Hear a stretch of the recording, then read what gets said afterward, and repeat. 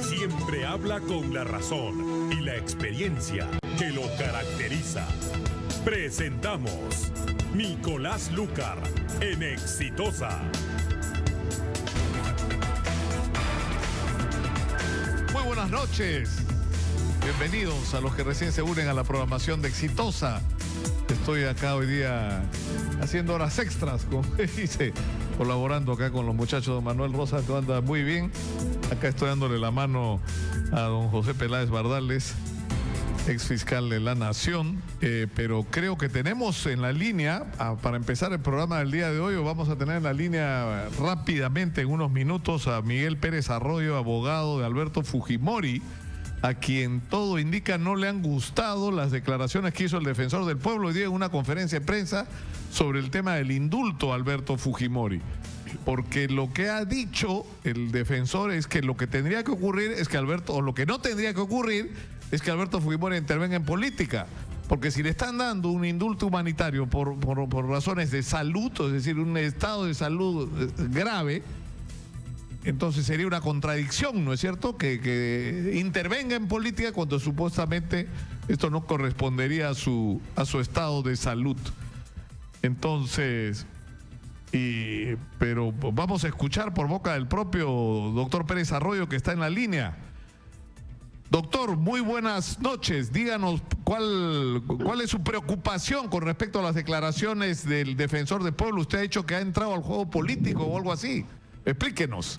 Bueno, me da la impresión, ¿no?, que ha entrado a un lenguaje político, a un debate político, porque en definitiva las funciones del defensor del pueblo, como he dicho, me da la impresión, no quiero ser categórico en todo caso, está siendo transgredida por las declaraciones que ha hecho el día de hoy, a su vez por el contenido del informe, en la que está atacando, está de alguna manera cuestionando a una persona en particular, la está circunscribiendo a un ámbito que él cree que es lo correcto y le está limitando desde luego de oficio prácticamente, en una lógica sumamente preocupante, el ejercicio de sus derechos fundamentales, ¿no?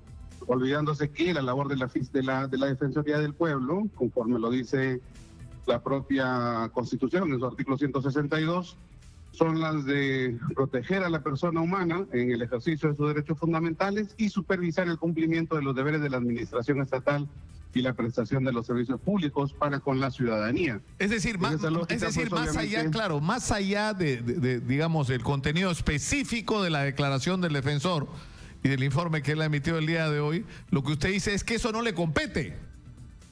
Obviamente, ¿no? Porque, mire, ¿quién es el perjudicado aquí en esta situación que ha originado la Defensoría? Hay un perjuicio natural, ¿no?, por el efecto propio de la declaración, que es la del señor Fujimori. El señor Fujimori, hay que entender, no es presidente de la República, no es funcionario público, no está en el juego político, es una persona que ha sido objeto de un indulto, y hay que entender también que el indulto es un derecho humano. Y por la propia Convención de Derechos, o la propia Convención Americana, de Derechos Humanos, establece que incluso el indulto es un derecho humano. Por tanto, si una persona es sujeta a un indulto, lo que hay que ver, o lo que hay que hacer es, de alguna manera, proteger o tutelar la concesión del indulto en función a la justificación que se ha dado sobre el indulto, pero no atacarla directamente, porque con las declaraciones que ha hecho el señor defensor el día de hoy, le circunscribe o le constriñe al señor Fujimori a decir, oye, no hagas actividades políticas, no declares, no hagas absolutamente nada. Incluso le ha dicho que las actividades políticas a las cuales él estaría acostumbrado han sido causa de los crímenes que se le imputan y por las cuales fueron condenados. Entonces, ¿qué nos está tratando de decir el defensor bajo estas circunstancias y con estas declaraciones?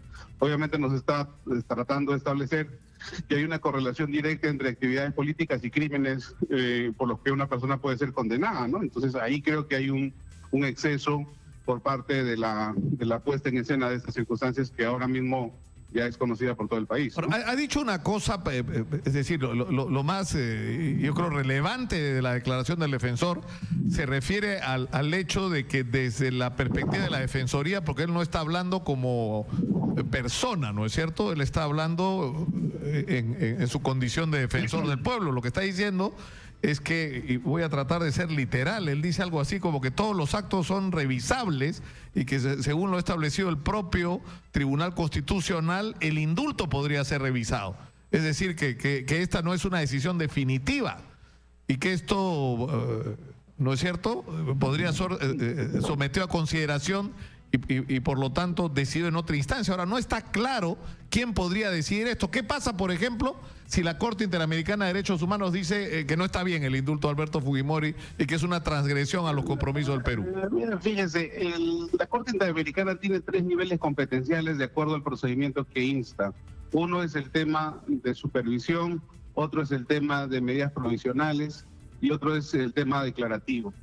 En ninguno de los 3 casos, o mejor dicho, que el caso de la supervisión, no estamos ante una situación que pueda sugerir por lo menos una declaración en el sentido que usted expresa. Porque hay que recordar sucintamente cuáles son los compromisos que asumió el Estado.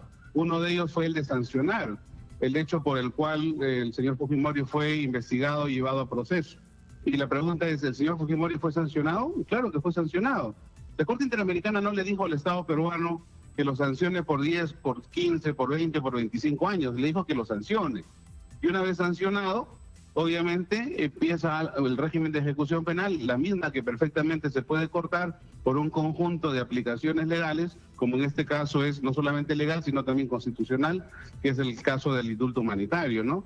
Y hay que recordar también que en ningún caso de los 450 sentencias que ha emitido la Corte Interamericana sobre el tema de las supervisiones, se ha ocupado siquiera del indulto humanitario. Porque el indulto humanitario, hay un tema en particular respecto al indulto humanitario que es el que no se gradúa, o mejor dicho, no se toma en consideración la gravedad del delito, ahora, ¿no? Sino simplemente el hecho del derecho humano que subsiste al sujeto que está siendo sometido a pena, a efectos de morir con dignidad y no morir en la cárcel, ¿no? Claro, pero digamos, lo que ha perturbado e incluso le ha restado, por lo que señalan las encuestas, popularidad al indulto, porque hace unos meses es decir, yo mismo he hecho programas dedicados exclusivamente al tema del indulto y lo sorprendente es que había una mayoría de gente que contestaba a las encuestas que veía con simpatía la posibilidad de un indulto humanitario, pero la sensación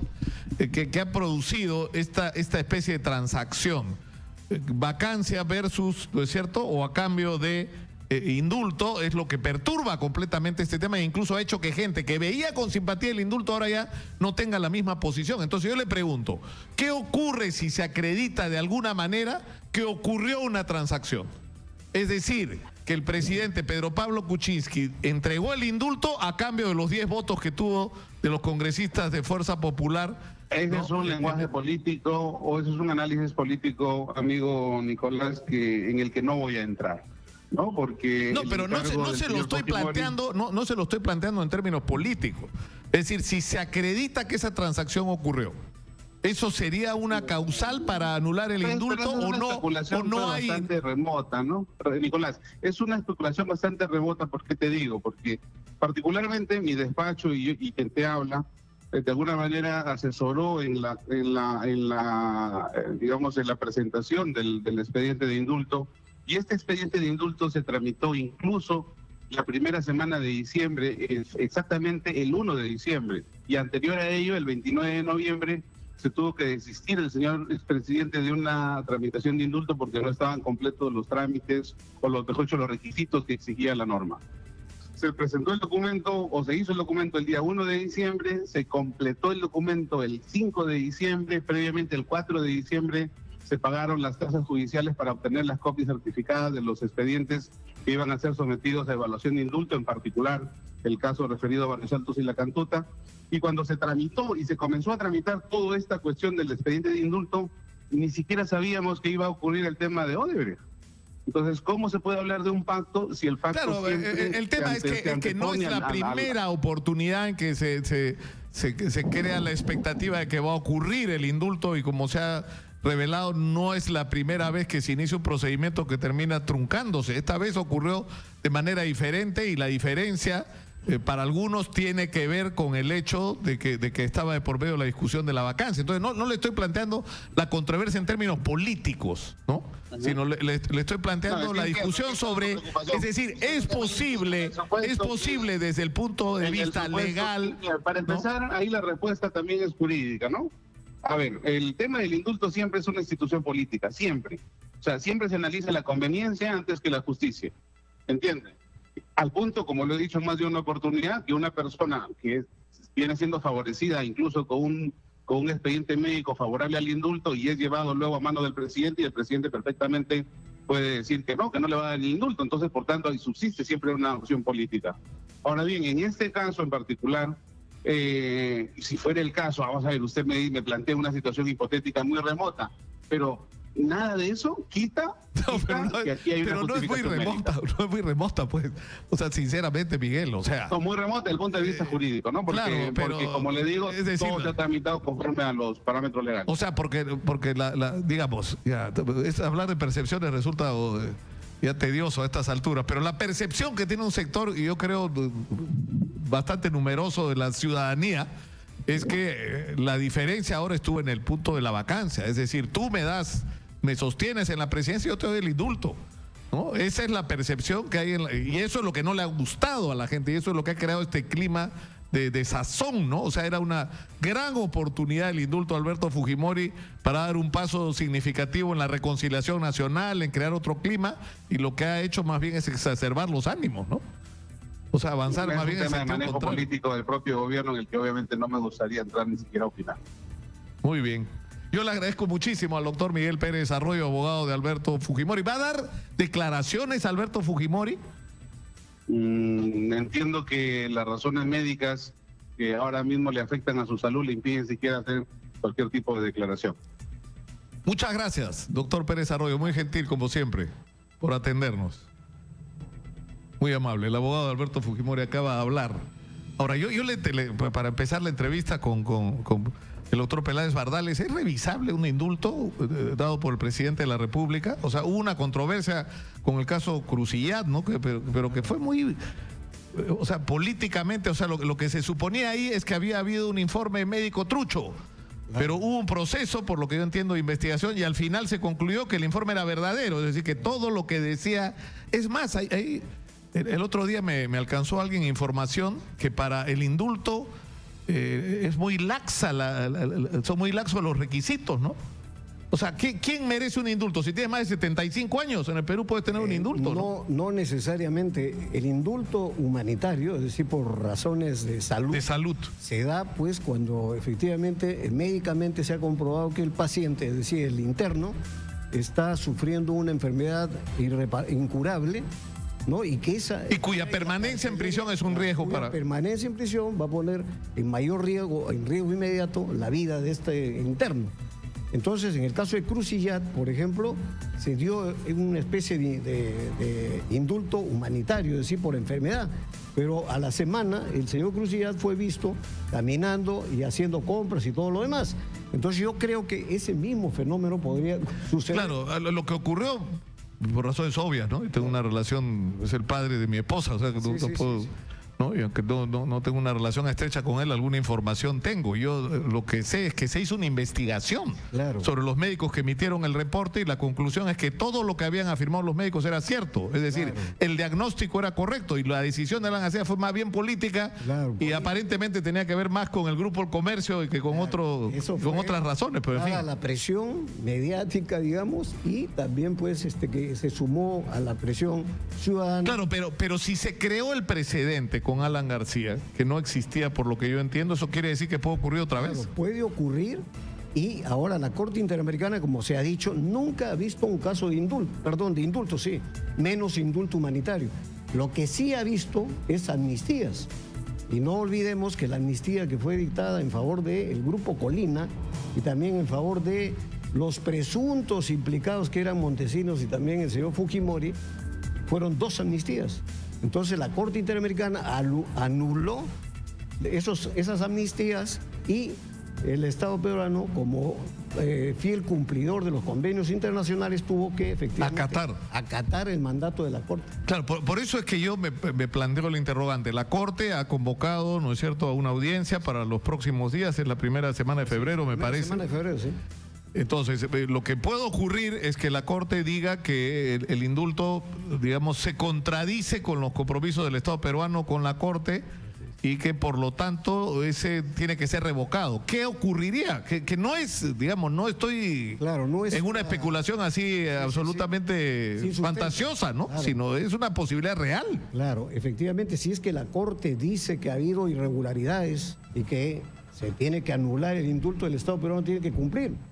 Tiene que cumplir, porque si no podemos sufrir una serie de sanciones que están específicamente señaladas en los convenios internacionales. Es decir, pero ¿qué significaría eso? ¿Que la Corte revoca una decisión del presidente de la República de Perú? Claro, porque no olvidemos que las amnistías que las da el Congreso de la República, ¿no?, por la mayoría del Congreso, fueron revocadas. Entonces, si un órgano, en este caso del Estado, que es uno que representa a la nación, que es el Congreso de la República, es enmendado. ¿Y el procedimiento cuál es? Es decir, la Corte, digamos, pongámonos en el hipotético caso que esto ocurra, la Corte resuelve que tiene que ser anulado ese indulto, entonces, y que Alberto Fujimori tiene que seguir cumpliendo su condena. El mismo presidente de la República tiene que, acatando el mandato de la Corte Interamericana, declarar nula la resolución mediante la cual se concedió el indulto. Y volvemos otra vez a retrotraer las cosas al estado anterior. ¿Eso es posible que ocurra? Es posible, ¿sí? Ahora, generaría una situación sumamente complicada, ¿no? Complicada, pero lamentablemente pues son mandatos de organismos que están justamente para velar este tipo de violaciones, de irregularidades, y ya no le estoy dando el ejemplo de las amnistías, ¿no? Las amnistías tuvieron que cumplirse de acuerdo a la resolución de la Corte Interamericana. Ahora, cambiemos de tema y vayamos a lo que está ocurriendo el día de hoy. La justicia anticorrupción va a resolver si se mantiene o no la solicitud de prisión, ¿no es cierto? Es prisión preventiva, detención. Hay mucha confusión con eso, lo que es una detención preliminar y lo que es una prisión preventiva. Sí. ¿Cuál es la diferencia? Bueno, la diferencia es que las prisiones preliminares se dan cuando hay una investigación preliminar, y el fiscal calcula que en tantos días, en 10 días, va a concluir el dictamen mediante el cual va a solicitar ya la detención preventiva. Entonces, por eso que dictaron 10 días. 10 días de detención preliminar. Y luego de eso... Luego de eso pide la detención preventiva de 18 meses. En ese aspecto, yo conozco el caso particular de uno de los supuestos miembros del club de los constructores. Que realmente los elementos de convicción que ha presentado el fiscal me parecen a mí sumamente deleznables, sumamente incompletos, porque solamente en base a una sola llamada de 4 segundos, una muestra de facturas de 3 consumos en un restaurante de una sola persona y otra con 2 personas, luego haber hecho 3 obras y luego ser miembro de CAPECO, haber ser integrante de la Cámara Peruana de los Constructores. Se está pidiendo 18 meses de prisión para una persona. Y realmente me parece a mí una exageración. Ahora, esto nos enfrenta, doctor Peláez Bardales, a varios temas, ¿no? El primero, que lo ha criticado insistentemente el doctor Duberlí Rodríguez, presidente de la Corte Suprema. Él dice, en el Perú se ha abusado de la prisión preventiva. Y se ha abusado de la prisión preventiva porque como la gente está ávida de justicia, es una manera de darle preso, meter preso a todo el mundo, ¿no es cierto? Sí. Pero que ese en realidad no es el problema, que la prisión preventiva... de alguna manera es un castigo y que solo tiene que aplicarse en casos extremos hasta que no haya una sentencia, porque se supone que a la cárcel tienen que ir los culpables, no los sospechosos, ¿no es cierto? Con el anterior código teníamos presos en la cárcel sin sentencia, ¿no? Sin sentencia definitiva, y por meses. El 70% de Lima eran imputados, o sea, es decir, inculpados, investigados. Ahora lo que estamos haciendo es que ese 70% se conviertan en detenidos con prisión preventiva, o sea, en largos procesos, 18 meses que puede extenderse a 36. A 36. Entonces me parece a mí que los señores fiscales tienen que tener ya mucho cuidado respecto de el material probatorio. Claro, acá vimos un caso que ha sido extremo, que es el caso del general Juan Rivero Lazo, ¿no? O sea, estuvo 12 años y medio en la cárcel sin sentencia en prisión preventiva. Eso es una cosa que no tiene... Pero, o sea, y la Corte Interamericana de Derechos Humanos se ha quejado porque ese tratamiento recibieron no 2 años, ¿no? O sea, 3 años en el caso de terroristas y la Corte dijo que 24 meses era un plazo lo suficientemente razonable para que alguien esté preso sin sentencia. Es decir, que un juicio debería terminar en 2 años. Bueno, el general Rivero Lazo estuvo 12 años y medio y la Corte no se ocupó del tema, ¿no? Ahora, lo que tenemos que considerar, sí, que estos casos pues requieren de un material probatorio muy especializado. Necesitamos, por ejemplo, exámenes de ingenieros para ver las obras de construcción, necesitamos contadores para contabilidad, pero me parece que el uso de la medida de detención preventiva está exagerándose en el país. Tenemos ya prácticamente sufriendo carcelería gente que no sabemos si va a ser acusada o no. Ese es el gran dilema que tenemos y en ese caso el presidente de la Corte Suprema ha dicho que no debe abusarse. Pero ¿por qué pasa lo que está ocurriendo? Es decir, ¿por qué los procesos se prolongan tanto? Bueno, o sea, y ahí también ha intervenido Duberlí Rodríguez a decir y a recordarnos a todos que el titular de la acción penal en el Perú es el Ministerio Público. Entonces es el Ministerio Público el que tiene que, ¿no es cierto?, denunciar, presentar las pruebas para que el juez pueda sentenciar. Bueno, ahora yo tengo conocimiento que las fiscalías de anticorrupción y las fiscalías de lavado de activos están complementando con una serie de personas, de estudiantes, inclusive abogados, están colaborando con los fiscales, pero eso me parece que también hay mucha tendencia a hacer uso desmedido de la prisión preventiva. Y ahí tengo yo que me supongo que la policía también tiene mucho que ver en eso. La policía interviene y entonces ya vemos que está por encima de los fiscales muchas veces. Y ahí es un peligro enorme porque nos vamos a policializar el Ministerio Público. Ahora, ¿en qué casos es razonable una prisión preventiva? Que hemos hablado de esto. Cuando hay un peligro de fuga, ¿no es cierto? Claro. Cuando hay un peligro procesal, como le llaman ustedes. Esto significa el entorpecimiento o la alteración de pruebas que puede ejecutar, en este caso, el investigado. Pero aquí ya tenemos que el fiscal ha entrado, ha intervenido, la policía y la fiscalía han retirado todo el material de contabilidad, el material contenido. Claro, pero igual ha ocurrido un hecho que cuando es decir, hay órdenes de detención preliminar para un grupo, son 6 personas me parece. Solo una de ellas está detenida, las otras 5 al ser notificadas o al enterarse por el diario El Comercio, porque ahí fue primero donde salió, y hasta ahora nadie ha explicado cómo es posible que eso ocurriera. Es decir, que los detenidos, los que iban a ser detenidos se enteraron por los medios de comunicación de que esto iba a ocurrir y alguien filtró la información. El problema es que ellos no están presentes. Entonces, ¿no es eso un gesto, digamos, que debería ser tomado en cuenta a la hora de tomar una resolución? Es decir, tú puedes no estar de acuerdo con una resolución judicial, pero la acatas. Claro. El no acatarla es una señal ¿no es cierto?, de peligro para el proceso. Pero es un derecho que tiene el imputado de poder resguardar su seguridad, en este caso su libertad, frente a una medida que él la considera exagerada y la considera ilegal. Entonces ese es un derecho que tiene cualquier investigado, de poder ocultarse y luego afrontar el proceso. Ahora, la decisión sobre ese tema se va a tomar ya, ¿no? Se convocó a las 8:30 de la noche a audiencia. Vamos a estar atentos para ver qué pasa sobre este asunto, pero esta noche vamos a tener de todos modos una resolución. Y yo creo que es importante que la juez evalúe el material probatorio presentado para cada uno de los imputados, porque con pruebas muy... Es la doctora María de Los Ángeles Álvarez Camacho. Sí, exactamente. ¿No? Y ella es la que tiene que resolver este tema hoy. Sí, hoy día, pues. Hoy día. Ahora, mire, yo he tenido oportunidad de ver el caso de uno de los imputados por razones familiares. No soy abogado, pero sí he visto deficiente material probatorio en contra de esta persona. Y realmente con eso me parece a mí que no merece una detención. Ahora, lo que llamó, es cierto, la atención es que de este tema del Club de los Constructores se viene hablando hace rato.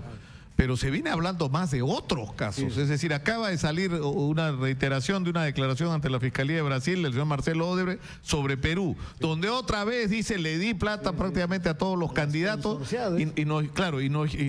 a Graña simplemente lo sepulta con esa declaración, porque además ya empieza a contar cosas de hace 30 años, es decir, no estamos hablando de lo que ha ocurrido en los últimos 10 o 20 años, sino de muchísimo antes. Entonces, la pregunta es, ¿por qué se está demorando tanto el que el señor Barata y las otras personas que pertenecieron al grupo Odebrecht en Perú y que tuvieron una participación en la red de corrupción se sienten ante los fiscales y declaren?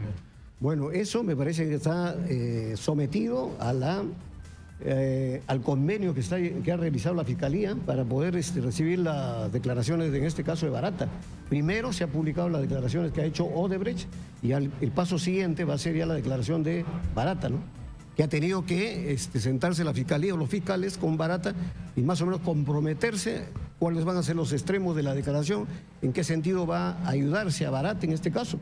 Porque él es un privilegio. ¿Qué es lo que va a recibir? Una investigación. Claro, porque el colaborador eficaz parte de declararse culpable, ¿no es cierto? De reconocer que ha cometido delitos. Sí. ¿No? Claro. Y luego de eso aporta información que mejora su condición. Valiosa y bueno, que va seguramente... que tiene que ir acompañada de pruebas, claro, ¿no? Porque no basta su palabra. No solamente la palabra de Odebrecht ni de Barata. Va a tener que seguramente esperarse documentos contables mediante los cuales se ha pagado, o se ha depositado, o se ha entregado dinero. Porque si no van a ser pues dos pruebas muy inconsistentes. Pero eso es lo que explica que se demore tanto, que la Fiscalía no tiene la convicción, no la convicción, sino no tiene el material suficiente. Todavía no tiene material suficiente, porque no solamente es que Barata dice, bueno, yo supongo que se le dio a fulano, a mengano, a sutano, supongo que como candidato se le... Pero él dice que eso está sometido a la declaración de Barata. Y Barata, vamos a ver cuándo... Vamos a esperar, porque es ahorita, ¿no? Sí, pues. Ahorita. Sí. No, bueno, estamos esperando, ¿eh? Sí. Con el reloj puesto, yo tenía la esperanza, porque yo he estado siguiendo el caso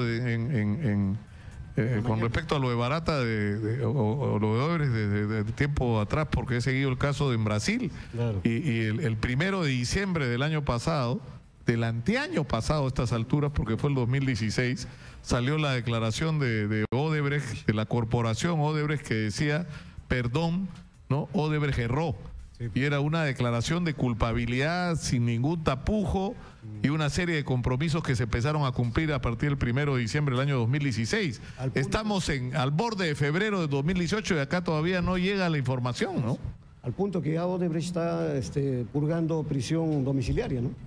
Claro, que era parte del acuerdo. Una parte era prisión efectiva, que ya la cumplió, ahora viene prisión domiciliaria y después solamente comparecencia, entiendo, ¿no? Sí, así es. Pero bueno, muchas gracias. Beneficios del derecho penal premial, ¿no? Claro que sí. Muchas gracias a José Peláez Bardales, ex fiscal de la Nación, por estar con nosotros. Muy buenas noches, muy gentil. Vamos a la pausa, regresamos con más. Esto es Exitosa. Volvemos.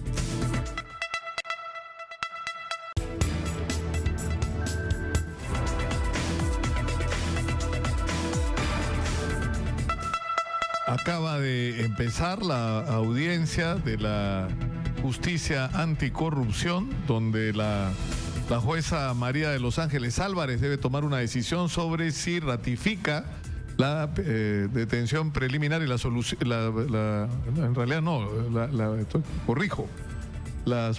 de detención preventiva por 18 meses que se ha solicitado, el Ministerio Público ha solicitado para los supuestos miembros del Club de los Constructores. Vamos a estar atentos a lo que resuelva, pero estamos en la línea con la congresista Marisol Espinosa de Alianza para el Progreso. Congresista, muy buenas noches. Muy buenas noches, Nicolás. Muy buenas noches a tus público que te escuchan. Marisol, usted ha renunciado de manera irrevocable a la comisión Lavajato porque usted no está de acuerdo con la presencia como presidenta de esta comisión de Rosa Bartra. ¿De eso se trata? Así es. Nosotros, como bancada Alianza para el Progreso, planteó que después de haberse registrado el allanamiento y haber participado la presidenta en este allanamiento, no garantiza ningún tema de imparcialidad en una investigación tan importante como es el tema de la Comisión Lava Jato. Pero además quería señalarle, Nicolás, que esto no viene de ahora, sino que ya nosotros habíamos sentado una posición con el congresista Eloy Narváez en la Comisión de Ética cuando se negaron a investigar a los congresistas que estaban involucrados en este tema. Es decir, para usted el punto significativo es la presencia de la congresista Rosa Bartra, que era a la vez presidenta de la Comisión Lava Jato, en la diligencia que se hizo en los locales de Fuerza Popular. Así es. Además, de acuerdo a la Constitución, es muy clara y muy precisa, ¿no? Ningún congresista se puede abocar a un tema judicial. Entonces, no olvidemos el caso del congresista Víctor Andrés, solo por irse a conversar con el presidente de la República en esa época, fue retirado de la comisión. Y ahora el caso es mucho más grave porque no te garantiza una investigación imparcial. Ahora, ¿cómo se va a resolver esto en términos prácticos? Porque ¿eso qué significa? ¿Que Alianza para el Progreso no va a ser parte de esta comisión hasta que no cambie esta situación? Esa fue nuestra posición. Nosotros ya hemos planteado, también sabemos que no hay voluntad política por parte de garantizar un tema de transparencia y simple y sencillamente Alianza para el Progreso no va a ser comparsa de una comisión que al final va a terminar siendo encubrejato, ¿no? Encubrejato, pero está usted muy brava, Marisol. Así a ese nivel, es decir, ¿qué va a ocurrir? ¿Qué le preocupa a usted, por ejemplo? Que se confirme la declaración con la declaración de Barata que la candidatura, digámoslo en esos términos, ¿no?, genéricos, la candidatura de Keiko Fujimori recibió dinero de la empresa Odebrecht. O sea, lo que ocurriría luego de eso. Definitivamente la forma como se ha venido manejando la comisión. Y yo voy a citar casos concretos. Por ejemplo, hace 8 meses teníamos la participación del tema de los árbitros.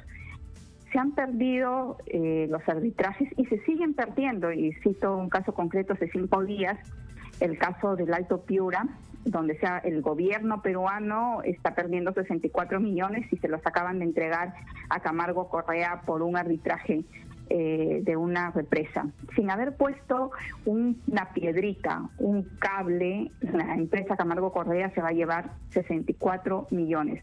Ya sobre este tema, no solamente hay una propuesta legislativa, sino que si realmente se hubiera tomado cartas en el asunto, no tendríamos hoy que estar lamentando la pérdida de 64 millones. Hemos también señalado que si pero lo que usted está describiendo es escandaloso, porque Camargo Correa, dicho sea de paso, es una de las empresas que tiene la lupa por su participación en esta red de corrupción, ¿no es cierto?, en el desarrollo de la obra pública en el Perú. Lamentablemente nos hemos concentrado solamente en la interoceánica. El 70% de la investigación es interoceánica, cuando realmente hay otros casos que claman atención. Está Chagya, está Rutas de Lima, está el tren.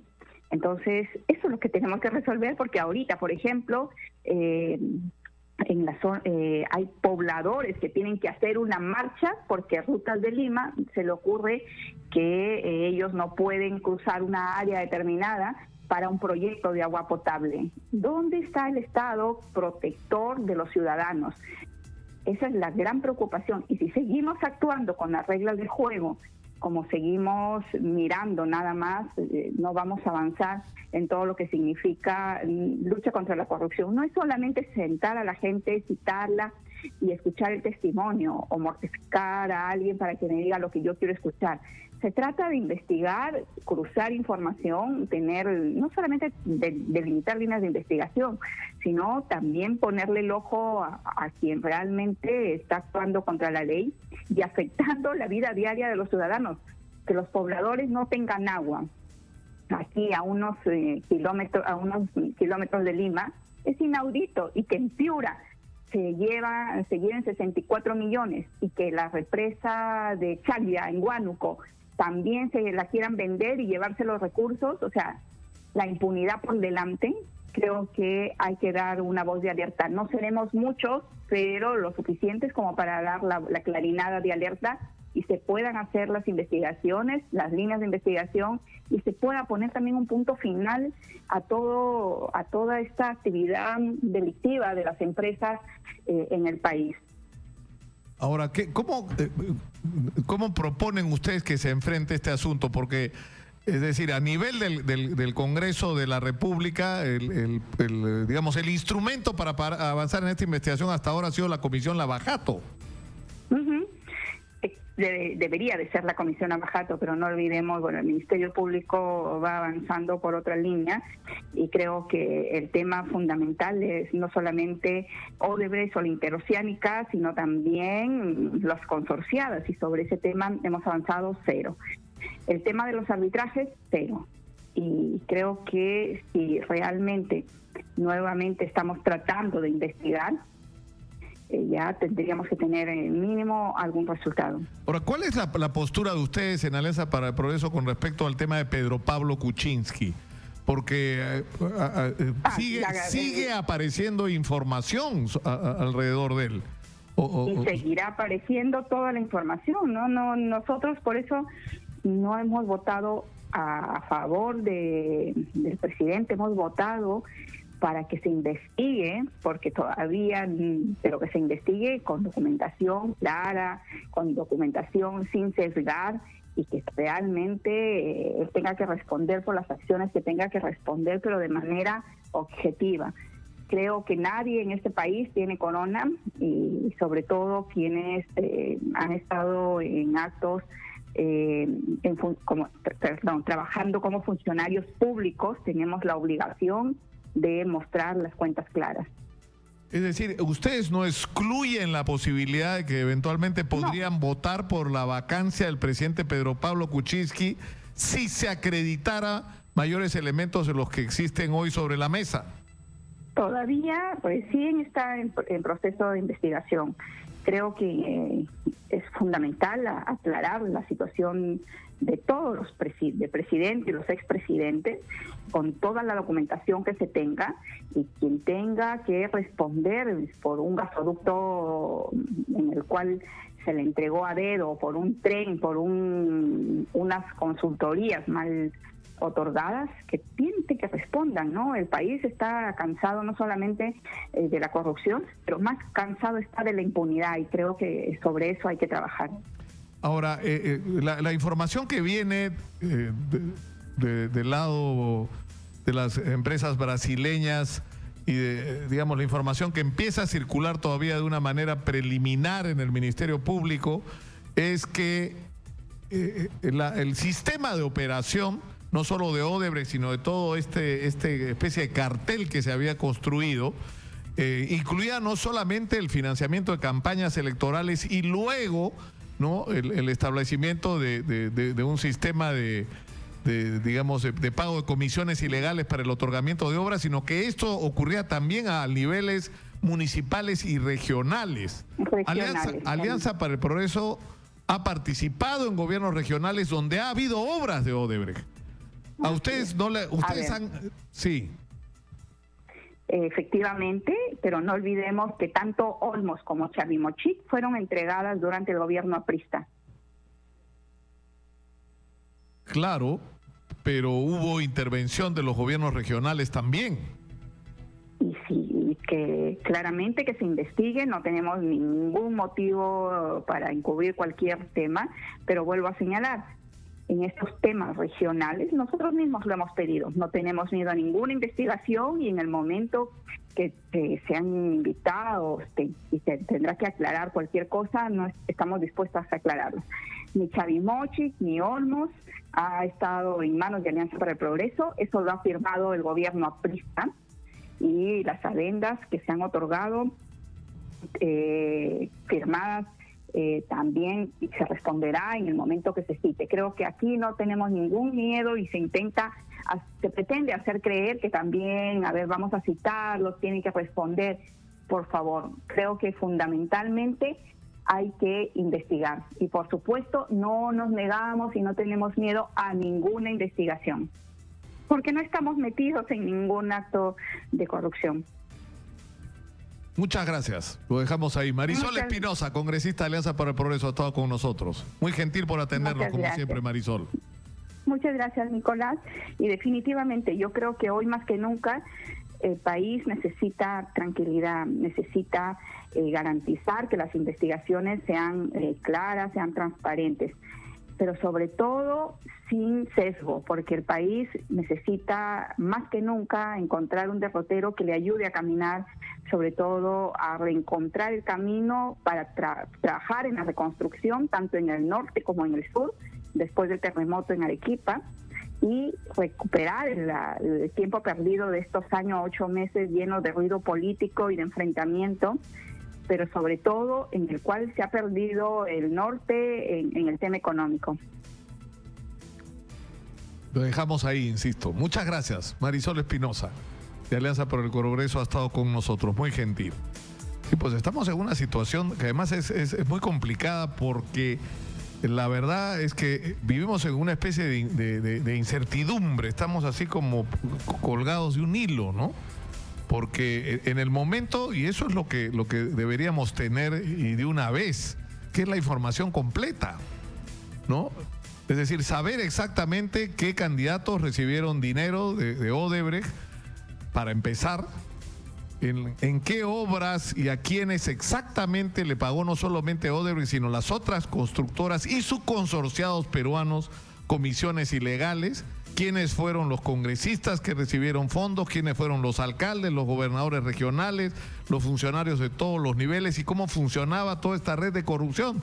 Esa es la verdad que los peruanos necesitamos saber, y de una vez, porque cuanto más se estire la sospecha sobre todos los componentes de nuestra clase política, más dañino es, más decepcionante para la gente, más desmoralizante y menos estimulante para una situación que paradójicamente, desde el punto de vista económico, es envidiable la que vamos a tener este año 2018.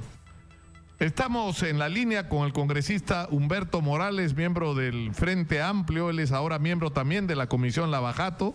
Él es el vicepresidente de esta comisión. Humberto, muy buenas noches. Gracias por atendernos. Buenas noches, Nicolás. Buenas noches a todos tus oyentes. Acabamos de escuchar a la congresista Marisol Espinosa insistiendo en el reclamo de Alianza por el Progreso de que debe salir Rosa Bartra, la presidenta de la Comisión Lavajato. ¿Qué opinan ustedes sobre esto? Bueno, nosotros lo hemos planteado en la comisión, hemos colocado en orden del día este tema y finalmente nos quedamos solos en la votación. Yo lamento mucho que la congresista Marisol Espinosa se haya retirado de la comisión. Me parece que es una decisión de bancada. Yo creo que su presencia hubiera de alguna manera colocado en equilibrio esta propuesta que llevamos desde el Frente Amplio y que lo hemos puesto en agenda tanto en el tema político y también por escrito a la mesa directiva y también la denuncia ante ética. Ahora, ¿qué es lo que viene en la Comisión Lavajato? O sea, la congresista Espinosa acaba de criticar el hecho de que todo está prácticamente centrado en el tema de la Interoceánica Sur y que en realidad hay montones de obras, y ha citado Chaclia, ha citado, no sé, infinidad de casos en los que está implicado no solamente Odebrecht, sino otras constructoras, y ha hablado incluso de un hecho absolutamente inaudito, el que el Estado peruano le tenga que pagar a Camargo Correa 64 millones por un arbitraje que el Estado peruano ha perdido, ¿no es cierto?, por una obra que no se ha realizado. Y ella señala que hay una inacción. Esta vez ya no sería responsabilidad de la comisión, ¿no?, sino más bien de las autoridades del Estado peruano. Bueno, ahí hay un conjunto de responsabilidades. Entiendo que el día de hoy, en esta sesión reservada, donde se aprobó ya la vinculación no solo de personas naturales y que van a pasar investigados, sino también a un conjunto de personas jurídicas. Estamos hablando de empresas consorciadas, empresas que han sido terciarizadas, inclusive obras, estas que están en una relación y que se ha hecho una sesión reservada, seguramente ya en su momento la comisión podrá sacar a flote todo ese trabajo de investigación, pero lo que sí es importante ahora es que hay un conjunto de empresas y personas que pasaron a ser investigadas y se tendrá que levantar su secreto bancario y su secreto tributario y su secreto comunicacional. Ahora, ¿cuál es la relación en este momento de la comisión con el Ministerio Público? Porque en un momento hubo una situación de conflicto entre ustedes, en que, bueno, digo, el Parlamento reclamaba que el Ministerio Público comparta información y el Ministerio Público decía que eso perturbaba completamente la investigación. Pero en este momento, ¿cómo son las relaciones entre la Comisión Lavajato y el Ministerio Público, en particular la Fiscalía del doctor Hamilton Castro?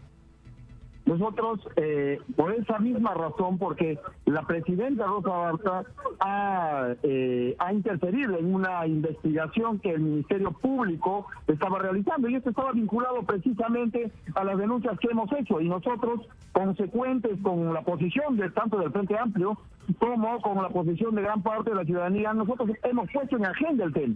Ahora, que no se haya debatido en la parte interna y que se hayan ido a votar en contra de esta moción, que luego de un intenso debate hemos colocado para que pase orden del día. Yo entiendo de que esta ratificación que ha hecho la comisión, menos el Frente Amplio, yo quiero ratificar que nuestro voto solitario para que la señora Rosa Barta renuncie, definitivamente tendrá alguna respuesta, y esperemos que las relaciones se den de mejor manera para que pueda tanto el tema de Lavajato que está siguiendo el Ministerio Público no sea interferido. Nosotros creemos de que ante esa situación podemos nosotros evaluar ya el tema de censura si es que eso ocurriera. Pero en este momento estamos en una situación democrática y veremos cómo va desenvolviéndose, ¿no? Ahora, sobre el caso específico de Pedro Pablo Kuczynski, ustedes han estado promoviendo una solicitud o una insistencia en el tema de la vacancia del presidente. Esto se va a ver supuestamente ¿cuándo? En marzo, cuando se reinicie la legislatura. Bueno, eso sí, eso, ¿no? Y lo que queda también es, y es importante comunicar a las personas y a la ciudadanía nacional, es que se va revelando ante los ojos de nuestro pueblo quienes dicen de la boca para afuera luchar contra la corrupción y quienes definitivamente en el momento de la acción no lo hacen, como el caso de esta situación que hemos colocado sobre la presidenta de la comisión, y ahora en el caso de la vacancia del presidente, que no han querido firmar, ¿no? En todo caso, acá queda un tema muy importante y nosotros estaremos adjuntando alguna otra información para que pueda ser firmado ya por las demás bancadas que dicen haber sido engañadas. Nosotros no hemos sido engañados, nosotros sabemos a quiénes defienden y cuál es la posición que tiene la derecha nacional. En todo caso, ahora habrá nuevas condiciones seguramente para que se pueda ser firmado esa moción de vacancia y será tratado, supongo, al inicio de la legislatura. Es decir, ¿esto de qué va a depender el compromiso de las otras bancadas? De que, como ha dicho la congresista en el caso de Alianza por el Progreso, se acredite más información sobre el caso sobre la vinculación de Pedro Pablo Kuczynski. Bueno, hay mucha gente, parlamentarios, que han dicho que han sido engañados triplemente por el presidente Kuczynski. En todo caso, lo que hay acá es un juego de doble moral. Eso es lo que creemos. Nosotros del Frente Amplio hemos sido consecuentes y hemos ratificado la vacancia. Y seguiremos consecuentes en el mes el inicio de la legislatura, en el mes de marzo, y presentaremos la documentación necesaria y seguramente haremos algunos otros indicios que la bancada y el equipo técnico irá recolectando. Pero creemos, y quiero dejar sentado, de que el Frente Amplio en solitario sigue enfrentando a esta mafia que ha hecho tanto daño al Perú. Esperemos que aquellos que se sienten engañados y parlamentarios que han dicho no nos han engañado, sean capaces ahora de dar el paso de la acción y no solamente del verbo, porque el verbo se lleva viento. En la acción consecuente es la que tenemos que ver a los parlamentarios. Esperemos que las otras bancadas se pongan en la mesa, ¿no? Y comiencen a asumir y firmar esta moción que nosotros ya estamos presentando. Ahora, entre las citaciones, yo he estado revisando una información que ha vuelto a salir este fin de semana y donde aparece una vez más el nombre de un señor que se llama Andrés Milla. Andrés Milla es una persona que, por lo que entiendo, actualmente se desempeña como funcionario del área financiera de Odebrecht, es decir, es una persona activa digamos, en el grupo de la organización de Odebrecht. Pero resulta que este señor Milla constituyó First Capital en Perú y que según las declaraciones que aparecían en la prensa en los días que esta empresa fue constituida, decía que era un brazo de la banca de inversión de Latin American Enterprise, que es una empresa de Pedro Pablo Kuczynski. ¿Ustedes han citado al señor Milla a declarar a la Comisión Lavajato? Yo entiendo de que hay una serie de invitados que la siguiente semana vendrán. Yo considero de que tiene que ser invitado, no solamente él, ¿no? Tenemos el caso de el señor Barata, por ejemplo, que ya dijo el señor Marcelo Odebrecht, que el que podría confirmar todo lo que ustedes ya han hecho público, esa reunión o esa entrevista o esa interrogación que han hecho con el señor Marcelo Odebrecht, todas estas acusaciones contra los que le llaman peces gordos, donde está el señor García, donde está la señora Keiko, donde están el señor PPK, lo puede ratificar el señor Barata. Por eso es que el día de hoy hemos solicitado inclusive de que el señor Barata venga así y tenga que la comisión asumir su rol como debe ser, así como el ciudadano chileno que está directamente vinculado al presidente de la República. Sepúlveda, ¿no? Es decir, así como ¿qué es lo que están ustedes planteando en la comisión? Que así como la comisión le preguntó al señor Mauricio Cruz, actual representante de Odebrecht, y él le respondió con respecto a las relaciones que figuraban en sus archivos entre Pedro Pablo Kuczynski o sus empresas con Odebrecht. Ustedes están solicitando que el señor Jorge Barata se presente ante la Comisión Lavajato. ¿Eso es posible que ocurra? Bueno, es posible todo, ¿no? Nosotros creemos que somos un poder del Estado y que tenemos que asumir a cabalidad nuestras funciones. Creemos de que, si bien es cierto, no somos el Poder Judicial, pero esos indicios que nosotros recabaríamos sería de importancia para la investigación en este tema de alta corrupción en el país. Y el señor Barata termina siendo una persona clave en el tema. Y el pueblo está totalmente esperando respuestas de esta comisión. Esta comisión tiene que dar mucho más información. El día de hoy se ha levantado un documento valiosísimo sobre estas vinculaciones de estas empresas First Capital y la otra empresa que terminarían de alguna manera develando gran parte de los negociados que se han hecho en el Perú. Muy bien, yo le agradezco mucho, congresista, por habernos atendido. Una última pregunta, no quiero perder la oportunidad de hacerse a la congresista Morales, que es el tema del indulto a Alberto Fujimori.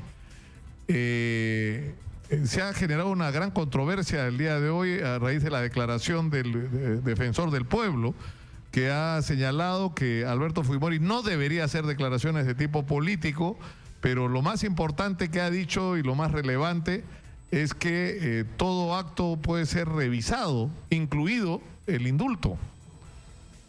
Y esto... Bueno, sí, definitivamente, ¿no? Y entendiendo que a nivel internacional la Corte Interamericana de Derechos Humanos ya ha adelantado alguna opinión sobre el tema, creemos de que este indulto no solo debe ser, ya es una petición popular de que el señor vuelva a la prisión. Y esa lucha que se está dando en las calles tiene un eco hasta en el Papa.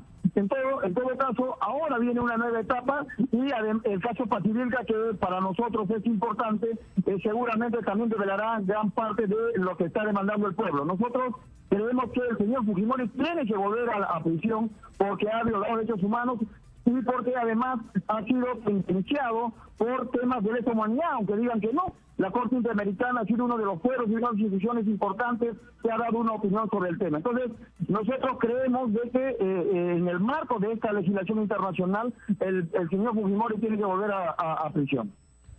Muchas gracias al congresista Humberto Morales del Frente Amplio, muy gentil por atendernos. Él es vicepresidente de la Comisión Lavajato. Muy buenas noches.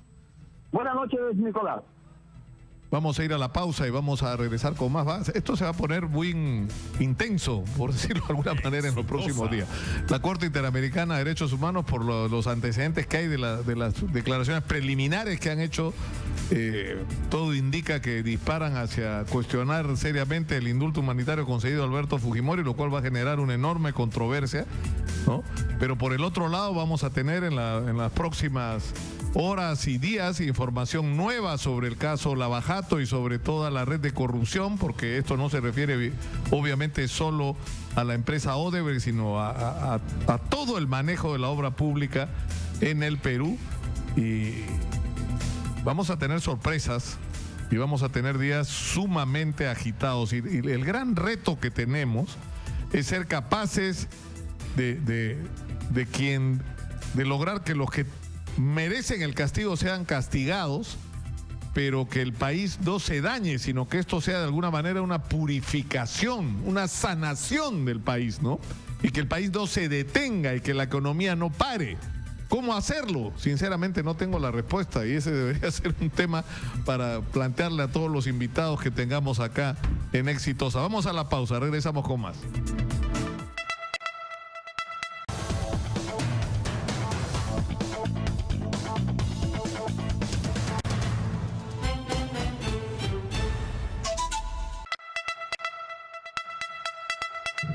Continuamos con Nicolás Lucar en Exitosa.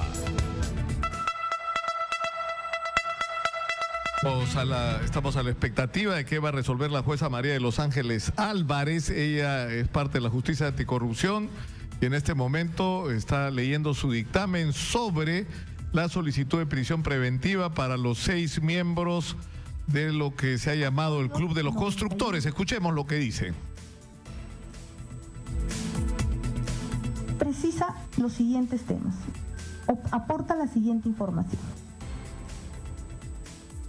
La presunta existencia de una organización criminal conformada por 3 componentes.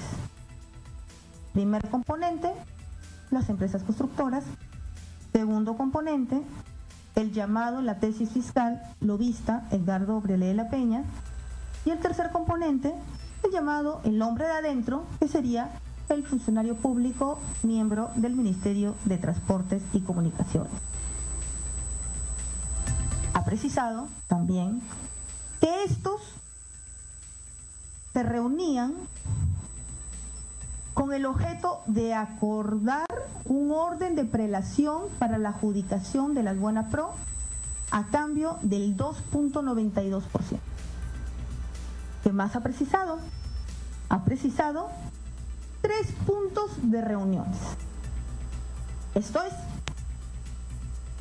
el Swiss Hotel, la cafetería Baltasar y Capeco, la Cámara de Constructores.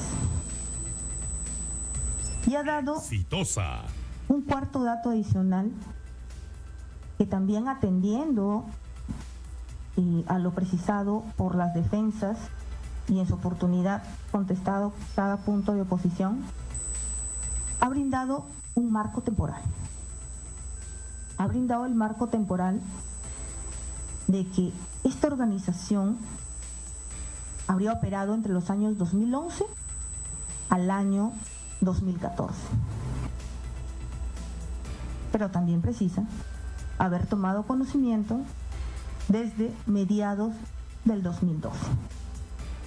Esa es la información que, dado que el Ministerio Público ha presentado al colaborador eficaz para una medida de esta naturaleza, ha debido ser corroborada. Entonces corresponde verificar si ello ha acontecido.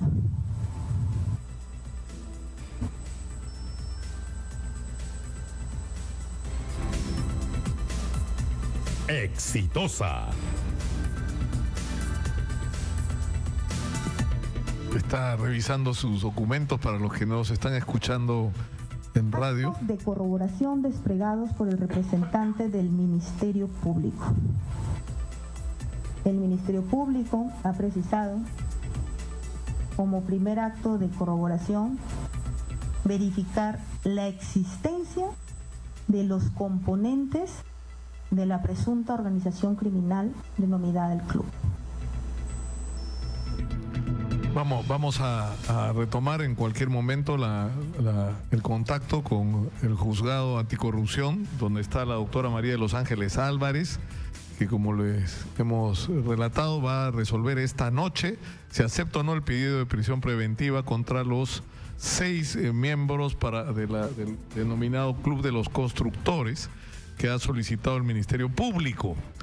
El procedimiento es que debe no solamente para este tipo de medida acreditarse primero que los delitos que se atribuyen realmente existen y que la pena por estos delitos pues, supondría, en el caso de ser sentenciados, la cárcel, sino que debe acreditar por lo menos dos situaciones más. El peligro de fuga, ¿no? Yo no sé si es un elemento que va a ser importante, el hecho de que los 6 que tienen detención preliminar, solo uno está detenido, los otros están no habidos, ¿no? Lo cual ya es una actitud.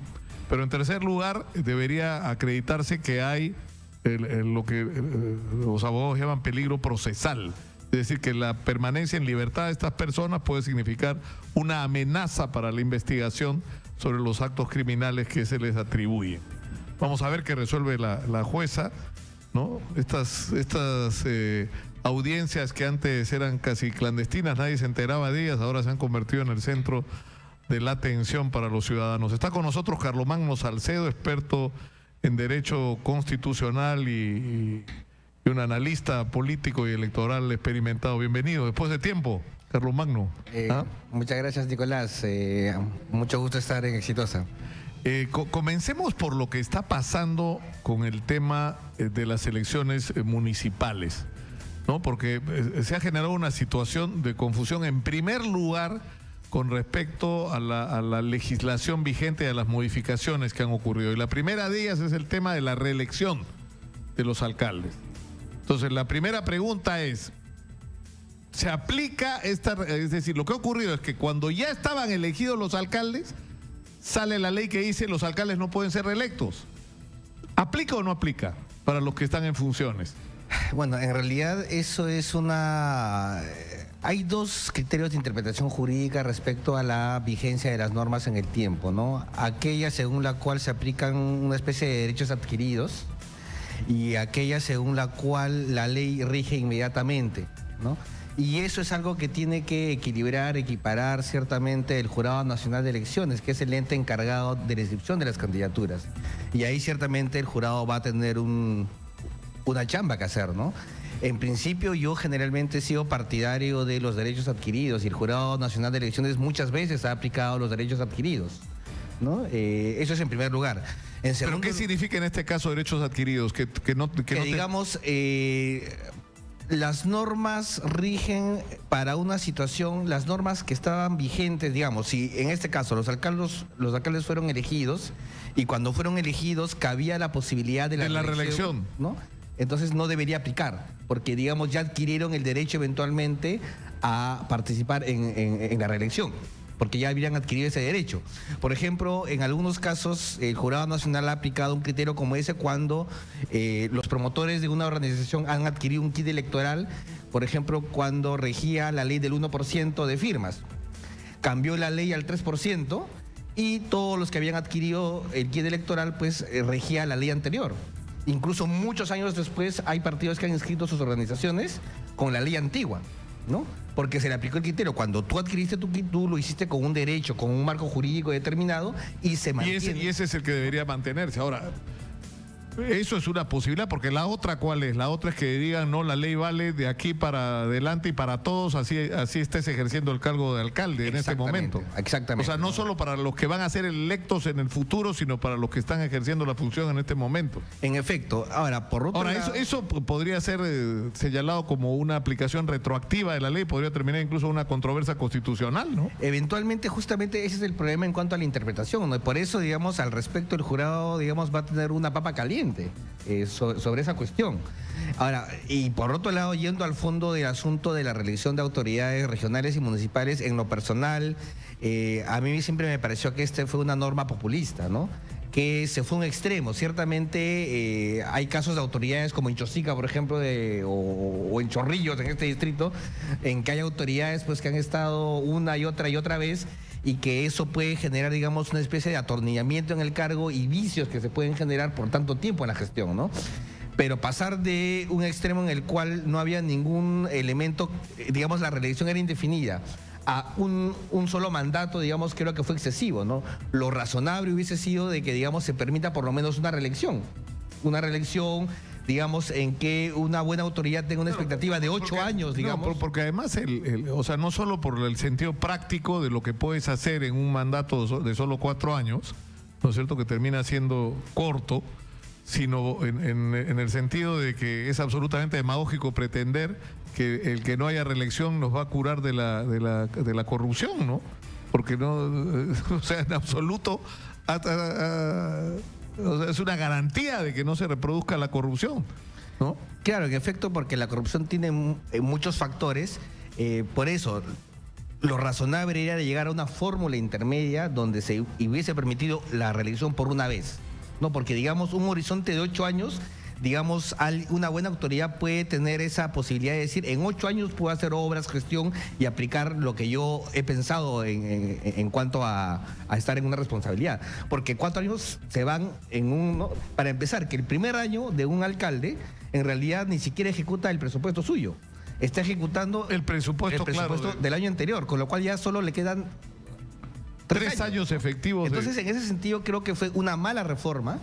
Y es un tema que habría que volver a pensar, ¿no? Pero son como zapatazos que hay en el Congreso a cada rato, ¿no? Pasa algo y ya... Lamentablemente en el Congreso de la República nunca se ha hecho una reforma seria, ¿no? Nunca se ha hecho una reforma integral, pensada, y más bien las reformas que se han venido haciendo en muchos casos han tenido la tendencia a perjudicar la participación de los que no están en el sistema, ¿no? Que es otro de los aspectos que precisamente está hablándose en estos días, ¿no? Claro, o sea, por ejemplo, es decir, porque se está partiendo del supuesto cuando se habla de la legislación sobre partidos, de que el sistema que existe es perfecto y que los partidos son extraordinarios, y más bien lo que se está haciendo es impedir el surgimiento de nuevos partidos políticos, ¿no es cierto? Cuando es subiendo la valla electoral, exagerando los requisitos de inscripción, ¿no? Cuando es exactamente al revés, cuando precisamente el gran cuestionamiento ciudadano va sobre los partidos que están actualmente en el sistema. Ellos son, o sea, en este momento, si uno quiere constituir un partido, ¿qué requisitos existen? Primero el de la firma, ¿no? Primero el de las firmas, que es 4% del padrón electoral de la elección anterior, que actualmente son cerca de 740.000 firmas válidas. En ningún país de la región existe un requisito tan alto, o sea, de las firmas, ¿no? Ya el requisito de 1% de las firmas es más, ¿no? La tendencia debería ser a priorizar la existencia de comités que funcionen. Porque un partido... ¿Qué es el otro requisito, no es cierto? Comités, pero en la realidad, en el Perú en este momento hay como 20 partidos inscritos, creo. Y la pregunta es cuántos de ellos pueden acreditar la existencia efectiva de comités, ¿no? Muy pocos. No tienen una existencia real y sin embargo existen. Sin embargo, tienen derechos legales. Pero ese debería ser un indicador mucho más objetivo. Porque ese es el indicador de que un partido, lo que existe en una democracia que funciona, que el partido no solamente se active durante las elecciones, el partido tiene vida permanente, presencia permanente. Es lo que son, ¿no? Clubes electorales, ¿no? Porque, por ejemplo, los fujimoristas se atribuyen el mérito de haber construido el más grande partido del país, pero la mitad de sus congresistas creo que son invitados. Entiendo yo que solamente 11 congresistas de los 73 que fueron electos... ¿Son del partido? Estuvieron inscritos en el partido. El resto son independientes. O sea, me quedé corto. Así es. Entonces, y eso en realidad se puede decir que Fuerza Popular es una especie de federación de independientes, ¿no? Cada quien con su agenda, ¿no?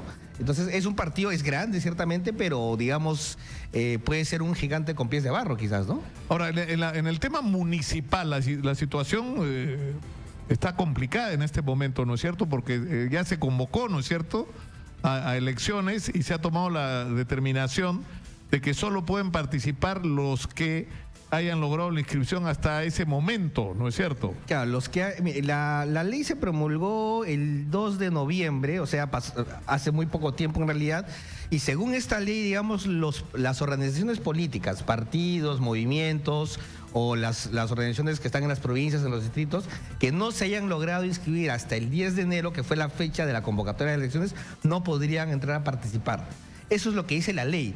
Pero el gran problema surge cuando uno pregunta la gran cantidad de organizaciones de promotores que han adquirido sus kits el año pasado, antes de la vigencia de esta ley, y que cuando adquirieron sus kits electorales obviamente lo hicieron con determinadas reglas de juego, con la expectativa de que podrían inscribir sus partidos más o menos hasta el mes de junio.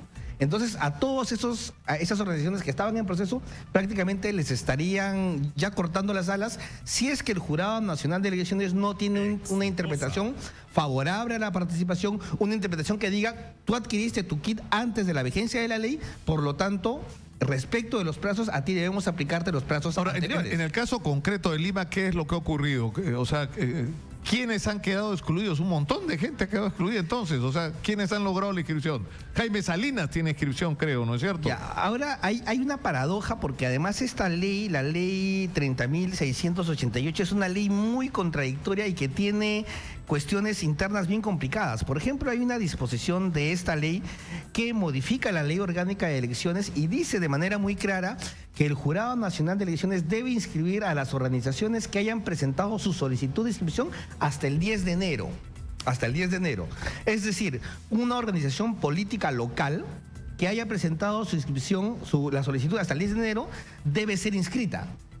Sin embargo, ¿de qué sirve que sea inscrita si no podría entrar a participar cuando esa organización solamente se constituye para un proceso electoral? Es una contradicción interna en la norma. Es una ley muy mal dada, ¿no? Entonces tiene inconsistencias internas. Y existiendo esto, lo que yo creo que debería entrar a prevalecer es el derecho a la participación política de los ciudadanos, ¿no? Que es un derecho que lamentablemente, sobre todo en las elecciones generales de 2016, se ha visto menoscabado, ¿no? Inclusive yendo contra criterios de la Convención Americana de Derechos Humanos, que establece de que, digamos, los límites a la participación deben ser exiguos, debe fomentarse la participación. Claro, pero una vez más todo apunta en la misma dirección, así como el establecimiento de una valla de 4%, que es altísima, de firmas para que la inscripción de nuevos partidos. En el caso de los movimientos locales y regionales también se están estableciendo, ¿no es cierto?, restricciones que están pensados en función de favorecer supuestamente a los partidos, ¿no? Y cuando el origen del surgimiento de todos estos movimientos es precisamente la fragilidad y en algunos casos hasta la inexistencia de los partidos en los barrios, en los distritos y en las provincias, ¿no? En efecto, Nicolás, tú has dicho la idea de fondo, es decir, estas organizaciones políticas locales, los movimientos proliferan frente a la deslegitimidad de los partidos políticos. Es más, no solamente frente a esto, sino frente a su casi ausencia del espacio regional y municipal, en que los grandes protagonistas son los movimientos ahora. Y va a seguir siendo así en la medida de que los partidos no tomen cartas en el asunto y de verdad trabajen por modernizarse, fortalecerse, por ser unos partidos de verdad. Pero pretender solucionar los temas por ley, ¿a qué sabe? Sabe a que los que están en el sistema están eliminando toda forma de competencia, ¿no? De hecho, ya han eliminado a las organizaciones políticas locales, ya están eliminadas. Esta va a ser su última elección, ¿ya? A las regionales, para esta elección en particular, eventualmente a los que están en proceso de inscripción se les estaría limitando su participación si el Jurado Nacional de Elecciones no tiene un criterio favorable a la participación.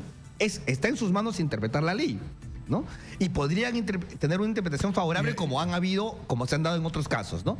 En tercer lugar, elevando las vallas para que entren nuevos partidos. O también poniendo en la agenda de discusión eventuales normas como el famoso proyecto de ley Mulder del año pasado, que pretendía establecer una limitación de que un partido debería estar inscrito 3 años antes de las elecciones generales para poder entrar a participar en ella, lo cual es un absurdo que no existe en ninguna parte del mundo y claramente tiene un tufillo de querer evitar que nuevos actores entren al sistema. Entonces, este tipo de reformas... Lo increíble es que esto, perdón la interrupción, pero esto se da en el contexto de que si uno empieza a revisar partido por partido, ¿no? El PPC prácticamente ha desaparecido, ¿no es cierto? El APRA está en una división tras división, ¿no es cierto? O sea, porque los partidos están partidos. Claro, están partidos, Fuerza Popular ya está, es un hecho, es una cuestión de horas o de días que Fuerza Popular termine convertido en 2 movimientos diferentes, ¿no? El de Keiko y el de Kenji, ¿no es cierto? Porque va en esa dirección. Ya están actuando, es más, como si fueran 2 organizaciones separadas. Bueno, en el caso de la izquierda ni siquiera ha sido posible que se sostenga, ¿no?, un bloque parlamentario unido de 20 personas, ¿no? Acción Popular, que también está en... Acción Popular, que, o sea, es bien difícil que ¿no? Bueno, no hay una división, pero están muy enfrentados en términos, ¿no?, de posturas políticas. Pero en general, si tú haces una revisión, los partidos políticos están en crisis. Entonces, la lectura frente a eso, ¿cuál es? O sea, encima que están en crisis, que están cuestionados, que están mal, encima quieren evitar que entren, que los ciudadanos puedan apostar por opciones alternativas. Esa lectura pues es pésima, ciertamente, pero ese es el mensaje que están dando, lamentablemente, ¿no? En lugar de ocuparse en temas de reforma que de verdad vayan a fortalecer a los partidos, democratizarlos, en lugar de trabajar, por ejemplo, en que los órganos electorales puedan tener una presencia más activa en los partidos, lo han evitado.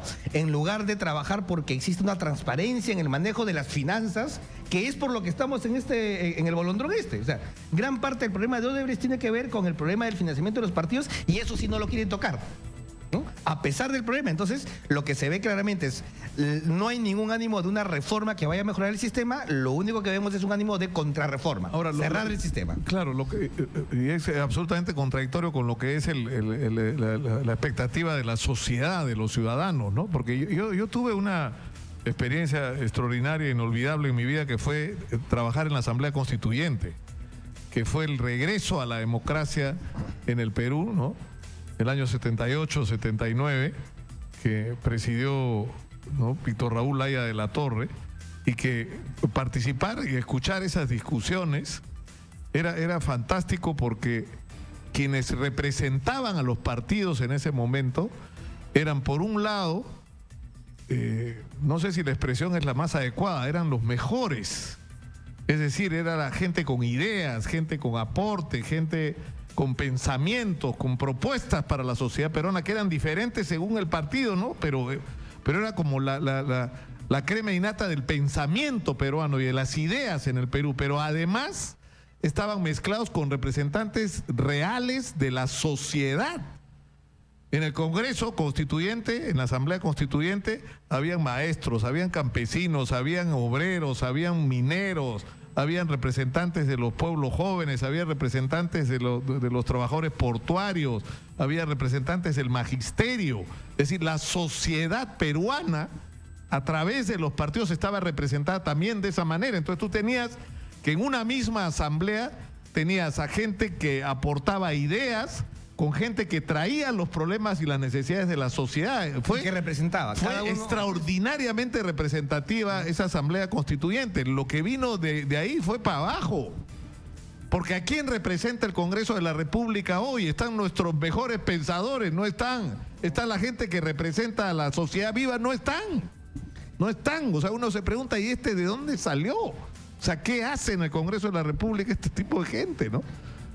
Hay excepciones, por supuesto, ¿no es cierto? Pero en la mayoría que confirman la regla. Por supuesto, ¿no? Ahora, obviamente eso mucho tiene que ver con la crisis y el colapso de los partidos políticos, ¿no?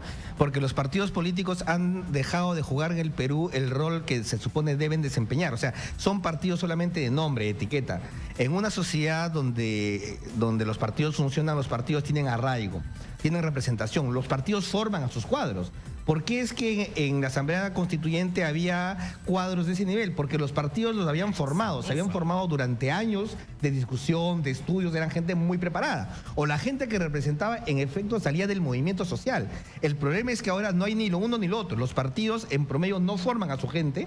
Y en segundo lugar, llevan como candidatos a gente que no tiene ninguna representación, sino que ha dado aportes de campaña. Es decir, ha comprado su... gente que compró su lugar ahí. Entonces tienes congresistas que son capaces de decir que leer mucho te puede dar Alzheimer, ¿no? Entonces, o una congresista que dice que las mujeres tienen prácticamente la culpa de que les peguen o que las maten. O sea, o congresistas que son capaces de mentir sobre si terminaron o no el colegio. En efecto. Entonces, o sea, es que es un nivel, ¿no?, que yo creo que no merece. O sea, la sociedad peruana tiene mejor gente para estar ahí. Ahora, por otro lado, también hay una responsabilidad de los ciudadanos que yo creo frente a eso tienen que organizarse políticamente, ¿no? Porque, digamos, finalmente los partidos nacen de la sociedad y ciertamente desde fines de los 80 y los 90 también los ciudadanos decidieron alejarse de los partidos y de la política, ¿no? Y como dice esa frase, dejaron que la política quede en manos de los peores, ¿no? y no de los mejores. Entonces, los ciudadanos tienen que volver a meterse a los partidos, tienen que construirlos. Pero los partidos, ¿qué tienen que hacer? Número uno, tienen que estar articulados en torno a un conjunto de ideas, las que sean, liberales, socialistas, socialdemócratas, republicanas, las que sean, pero tienen que estar articuladas en torno a ideas, porque las ideas orientan. En segundo lugar, tienen que formar a sus cuadros, a sus militantes. O sea, tienen que prepararse no solamente para ganar elecciones, sino para que la gente que lleven tenga capacidad de gobernar y de representar, ¿no? Y sobre todo tienen que hacer que la gente que entre sea representativa, gente que se ha ganado su lugar porque hay un sector de ciudadanos que siente que ese fulano lo va a representar, va a llevar sus demandas, y no gente que pague un monto para que le den un puesto en la lista, como lamentablemente ha proliferado como una mala costumbre en la política peruana. No, claro, y nos pasa a nosotros mismos en el desempeño de nuestro trabajo, que cuando se producen, por ejemplo, conflictos sociales, o sea, vas a Cocachacra, donde hay el conflicto por el tema, no están los partidos, y hay la huelga de los maestros y no están los partidos, y hay un conflicto en el norte por el asunto de, ¿no? o en la selva por el asunto del petróleo, y no están los partidos. No están en nada. No están en ninguna parte. Sí. Entonces la pregunta es, ¿cómo así esta gente se supone que representa a los peruanos? Si no están, si no existen en la vida cotidiana y en relación a los problemas urgentes de los ciudadanos. Simplemente no lo representan, pues, o sea, lo que representan son intereses particulares de grupos cerrados, o muchas veces simplemente gente que asume que la política es una inversión y que una vez que llegas al espacio de poder tienes que recuperar tu inversión, ¿no? Entonces, eso es la prostitución de la política, ¿no? Es la pérdida de todo su sentido republicano, cívico, ¿no? Y eso es lamentable para un país, ¿no? Muchas gracias a Carlomagno Salcedo por esta conversación, por estas reflexiones que yo creo que nos tienen que comprometer. Tú dices una cosa muy cierta, o sea, cuando uno ve estos alcaldes que dan vergüenza, ¿no? Como lo que está pasando en Villa María del Triunfo, que mira la situación espantosa que se está viviendo en ese distrito. Pero bueno, no, en ese distrito y en muchísimos distritos, o sea, esa no es la excepción. El tema es que o sea, porque son, digamos, varias manifestaciones, es la gente la que votó por este tipo de autoridad, ¿no es cierto? Pero por otro lado es la gente que no se... Es decir, no es solo que los partidos no permiten, porque es verdad que los partidos no hacen fácil que la gente sea parte, porque no son democráticos, no son abiertos, no son espacios, ¿no es cierto?, amables para el ciudadano, sino es que el ciudadano se niega a sí mismo la posibilidad de comprometerse, ¿no? Yo creo que eso es lo que hay que cambiar en la cabeza de la gente y sobre todo en la de los jóvenes, ¿no? Ciertamente. Muchas gracias a Carlomagno Salcedo. Vamos a la pausa, regresamos con más. Esto es Exitosa. Volvemos. Son las 9:37 de la noche, estamos en Exitosa, en el 95.5 de la FM en Lima, estamos en más de 65 ciudades a lo largo y ancho del territorio nacional, estamos en vivo por internet, estamos en el Facebook, estamos en Twitter, estamos también en televisión, en prácticamente todas las señales de cable en el país, y desde el 18 de diciembre del año pasado estamos en el canal 11 de Movistar, pasen la voz, y hoy día... Estoy haciendo horas extras, ayudando a los compañeros que han tenido dificultades de salud. Vamos a conectarnos ahora con Marcial Vilela, que está en la sala de audiencia de la Justicia Anticorrupción, donde la jueza María de los Ángeles Álvarez está leyendo un extensísimo documento con su resolución sobre la solicitud de prisión preventiva para los miembros del supuesto Club de los Constructores. Marcial, cuéntanos. ¿Cómo estás, Nicolás? Buenas noches. Efectivamente, información de que nosotros nos encontramos en la sala de audiencia número 1, sede judicial Carlos Zavala, aquí donde se viene realizando la audiencia de prisión preventiva a cargo de la jueza María de los Ángeles Álvarez Camacho, donde se pide 18 meses de prisión preventiva contra 6 de los 18 investigados en el caso denominado Club de la Construcción. Entre ellos se encuentra el exfuncionario del ministro de Transportes y Comunicaciones, Carlos Eugenio García Alcázar. Él está junto a su abogado presente en esta audiencia. Cabe señalar que la prisión preventiva fue solicitada por la Fiscalía Supraprovincial Corporativa especializada en delitos de corrupción de funcionarios. Esto se ha retomado desde las 8:30 de esta noche, en la que la jueza encargada está dando a conocer los componentes con la que se puede detectar los actos que pues se encuentran los investigados. Además, por declaraciones de algunos miembros implicados en esto, con declaración de manera eficaz lo han hecho. Hoy se habla que las reuniones sendas para transar estos tipos de corruptelas se han hecho en locales como el Capeco, también Baltasar y el Swiss Hotel. Estos hechos se encuentran de una manera irregular y sobre todo las sospechas graves, donde el Ministerio Público ha buscado corroborar al extremo, donde ninguno de los implicados ha negado su relación entre ellos. En estos instantes entonces ya se viene realizando la extensa exposición de los componentes en la que se pueda pues llevar a cabo al final, sobre todo dar por alusivo lo que será los 18 meses de prisión preventiva contra los implicados. Cabe señalar también, Nicolás, que entre los implicados que están llevando a cargo a este juicio son Carlos Eugenio García Alcázar, el actual detenido, además también contra Rodolfo Edgardo Prialé de la Peña, esto en calidad de instigador de delito de tráfico de influencias, además también a Elard Paul Alejandro Tejada y además a Félix Erdulfo Málaga Torres en calidad de instigadores del delito de tráfico de influencias y autores del delito de organización criminal, además a Guillermo Reynoso Medina y Luis Humberto Pregoneira en calidad de autores del delito de lavado de activos en agravio del Estado. De esta manera, pues, Nicolás, el Ministerio Público, quien solicitó la prisión preventiva contra 6 investigados, entre ellos se encuentra, ya lo dije, el ex funcionario del Ministerio de Transportes y Comunicaciones, Carlos Eugenio García Alcázar, quien se encuentra en esta sala. Adelante contigo en estudios, Nicolás. Muchas gracias, Marcial. Vamos a estar en contacto. Como ustedes saben, esta lectura de estas audiencias y finalmente la lectura de la resolución judicial toma a veces horas. Son sumamente extensas porque la jueza tiene que hacer un resumen de la argumentación del Ministerio Público, un resumen de lo que sostiene la defensa, y téngase en cuenta que en este caso son 6 implicados, ¿no? Y por lo tanto tiene que hacer un resumen de cada uno de ellos, luego contrastar las versiones y finalmente emitir una resolución sobre si el pedido de prisión preventiva del Ministerio Público procede o no. Vale la pena reiterar que la prisión preventiva requiere 3 requisitos. El problema es que se acredite que el delito que se le está atribuyendo a los implicados supondría prisión en el caso de encontrárseles culpables, es decir, que tenga una pena por encima de los 4 años.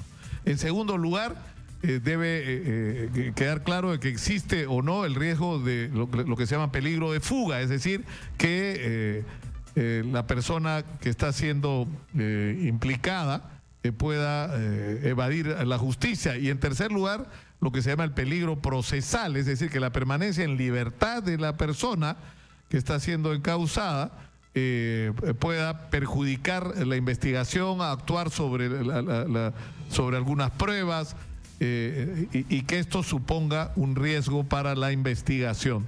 Es decir, lo primero en realidad es la acreditación del delito como un delito castigado con cárcel. Y entiendo que eso es lo primero que va a quedar claramente establecido. La decisión por lo general gira alrededor de si hay un peligro de fuga y si hay un peligro procesal por la permanencia en libertad de estas personas.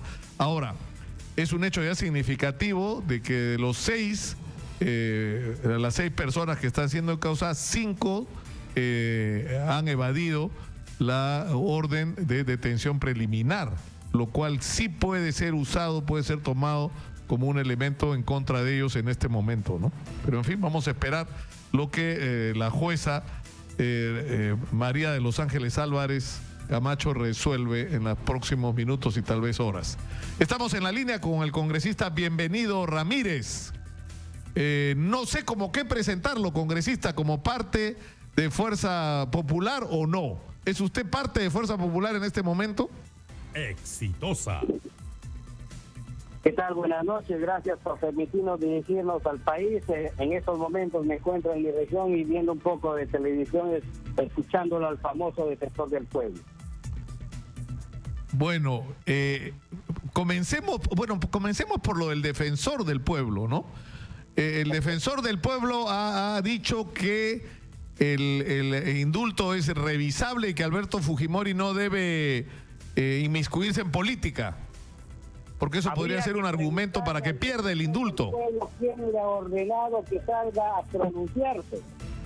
El defensor del pueblo lo que está haciendo ahora es política.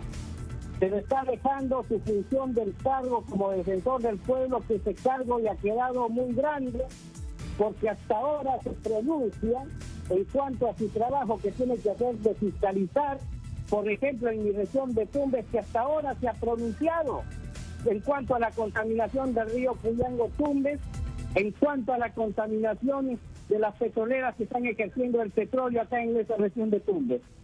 Él tiene que dedicarse a trabajar para el pueblo, pero no tiene que dedicarse a hacer política, de lo contrario tendría que renunciar y dedicarse a hacer política, porque los peruanos necesitan de que él se ponga a trabajar fiscalizando verdaderamente a favor del pueblo y no estarse pronunciando con cuestiones políticas que no tienen nada que ver con su trabajo. Sí, lo entiendo, congresista. Usted lo que sostiene es que debería renunciar Walter Gutiérrez a la Defensoría del Pueblo. Por supuesto que sí, porque lo que está haciendo es política, o alguien le ha ordenado que salga a pronunciarse en contra del indulto. Pero ¿quién podría ordenarle algo así? ¿Qué tipo de agenda política podría tener el defensor? Que se sepa, ninguna. Habría que preguntarle quién lo nombró para que sea defensor del pueblo ahora para los peruanos. Ahora, los cuestionamientos que se hacían era que supuestamente él era un hombre más bien cercano a los fujimoristas, hubo crítica de ese tipo, que era más bien de los suyos, congresista Ramírez. Cría cuervos y te sacarán los ojos. Qué bravo que es usted, sinceramente. Ahora, ¿qué va a pasar, congresista Ramírez, con ustedes? Usted ha anunciado que si expulsan a Kenji, que todo indica que es lo que va a ocurrir, ¿ustedes formarían un nuevo movimiento político? Nosotros somos un grupo de parlamentarios que trabajamos para el pueblo y estamos a favor del pueblo. En ningún momento hubo ninguna negociación. Y a Kenji Fujimori lo expulsan, nosotros nos iremos con Kenji porque somos un grupo unido, fuerte como un roble, y nadie nos va a doblegar. Y si hay que apoyar a Kenji Fujimori, el mismo pueblo lo está pidiendo, porque ya las encuestas mismo lo han dicho y lo vienen diciendo del desempeño que tiene Kenji Fujimori. Y es un potencial líder. No se olvide, querido amigo, que los seres humanos desde que nacemos hacemos política. Y no estamos impedidos de hacer política en ningún momento. Ahora, ¿cuántos son ustedes? Bienvenido. Votaron 10. Nosotros ahora somos 10 parlamentarios que estamos unidos y fuertes como una roca. Pero sí hemos recibido la solidaridad de varios colegas parlamentarios de la bancada de Fuerza Popular y admiran la valentía que hemos tenido para haber dicho no ante algunos personajes que querían dominar el partido de Fuerza Popular, ordenándole a los demás colegas parlamentarios: esto se tiene que votar así y esto así, o rojo, o verde, o ámbar. ¿A quién se refiere usted exactamente? O sea, usted dice que las decisiones de la bancada eran digitadas por alguien. ¿Por quién? Quienes conforman ese pequeño grupo denominado de la mototaxi. Todo el pueblo peruano lo conoce, y cuando los ve hablar estos personajes del pueblo peruano y se pronuncian ante la nación, al pueblo le agarra un estado nauseoso.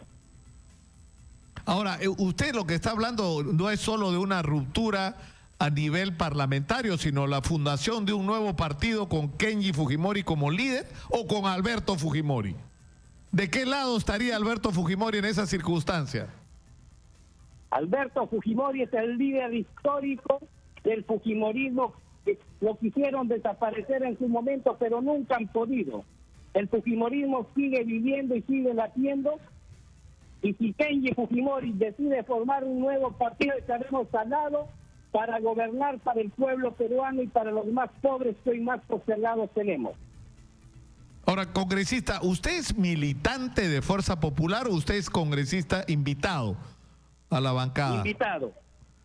Ahora, acabamos de tener una conversación sobre la crisis de los partidos políticos y uno de las llamadas de atención que nos hizo Carlomagno Salcedo es que, por ejemplo, en el caso de Fuerza Popular, que se supone que es uno de los partidos más organizados del país, la mayoría de los congresistas son invitados, no son miembros del partido. Es correcto.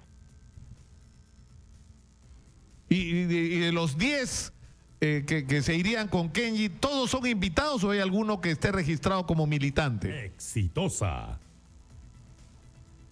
Creo que todos son invitados. Kenji creo que sí es militante, me parece. Ahora, ustedes están teniendo ya, porque me imagino que no solo están haciendo coordinaciones a nivel parlamentario, sino están, ¿cómo es la relación con las bases de Fuerza Popular? La relación con las bases de los fujimoristas nos han venido a buscar a cada uno de nuestros despachos de las diferentes regiones del Perú, mostrando su solidaridad, el apoyo a Kenji Fujimori y el reconocimiento de nuestro líder histórico Alberto Fujimori. Es decir, en una eventual división, ¿usted confía en que las bases fujimoristas van a estar mayoritariamente del lado de ustedes? Por supuesto, no me cabe la menor duda. ¿Y cómo puede tener esa convicción? ¿Por estos contactos que han tenido? Por los contactos, porque diferentes